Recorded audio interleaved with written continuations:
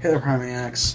I'm sorry, I wish I could have done a big Christmas video this year. Oi, wait a minute there. Who are you? I'm Blaze, didn't the Paladin of the Reach. I couldn't help it over here you weren't planning on having a holiday special. So you traveled across dimensions to help me with a Christmas video? I've got a bit of a soft spot for the holidays, yeah. So you're like my own personal Christmas elf, then? A Christmas elf with a crap load of bad games. Wait, what? Here you go, Santa Claus 3 for the GBA. Have fun, you fetcher.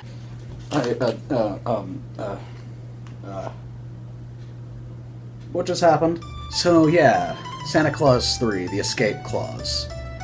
For those who don't know, or for some reason haven't figured out already, this game is based on the third installment of the Santa Claus movies starring Tim Allen as Santa Claus. The movies have an interesting premise and an imaginative set design that I loved as a kid. The first one in particular was one of my favorite Christmas movies growing up, so when they made a sequel, I was all in. While it wasn't as good as the first one, I did enjoy it when I was little. Although, even in 4th grade, I couldn't fathom why they found a third film necessary. Was anyone really clamoring for a conclusion of the Santa Claus trilogy? Either way, this is the only movie out of the 3 to get a video game tie-in, so let's check it out. The game begins with a quick rundown of the first movie, Tim Allen taking up the mantle of Santa and the like, and setting up the plot of this game. The plot being Jack Frost is causing trouble and Tim the Toolman Kringle has to stop him. The game is a 2D platformer with the objective being to get from one side of the level to the other and to keep yourself from freezing to death in the cold, frozen wastes. There are 4 chapters with 4 levels in each. Each level has a set amount of collectible items in the form of milk and cookies.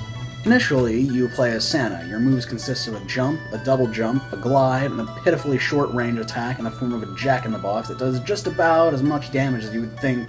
Well, as much as you think a jack-in-the-box would. The soundtrack is actually not that bad and is actually fairly easy on the ears.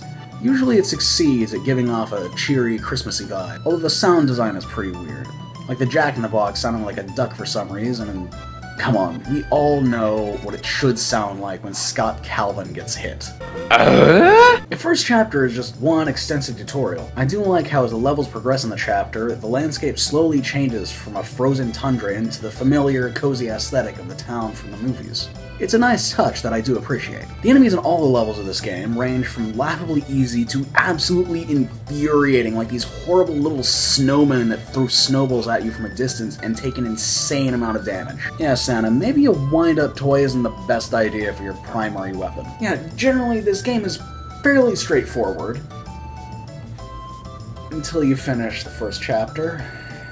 After finishing every chapter, it forces you to play 2 different minigames. One, you play as an elf searching the level for parts to build a jet-powered scooter. I never completed any of these minigames because you die in one hit, and frankly, I just didn't care to retry. In the other minigame, you're Santa Claus dropping presents into nice children's homes and coal into the naughty children's homes. After the 3rd time it forced me into this minigame, I just let it auto-scroll until it got to the finish so I could keep playing the platforming sections. The last 2 levels of the second chapter shake up the formula with an auto-scroll level where Santa is chased by a very slow-moving snowball. Seriously, Crash Bandicoot, this is not. The level after that sticks you in a gauntlet where you have to fight waves of these friggin' snowmen. It was pretty tricky until I realized I could just jump on the panel and spam the B button to kill them as they respawn until it lets me progress. The second half of this game, you play as Tim the Toolman Allen in the alternate reality where he never became St. Nicholas. As normal non-magical Scott, you can't glide, but you do have a better ranged snowball attack so you can finally show Frosty who's boss. At this point of the game, the level design gets ridiculous, filling the levels with spikes, falling icicles, slippery platforms, bottomless pits, and insta-kill enemies. Why is this little suburb more desolate and unforgiving than the North Pole? What are you trying to say, game? This game goes from being baby's first Crash Bandicoot to being Crash Bandicoot for people who hate fun. Now, to conclude, is this game as bad as the more infamous Tim Allen video game?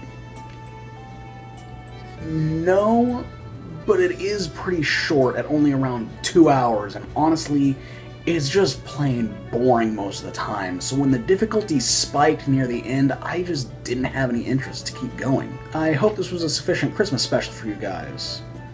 Merry Christmas, and stay nerdy, my friends.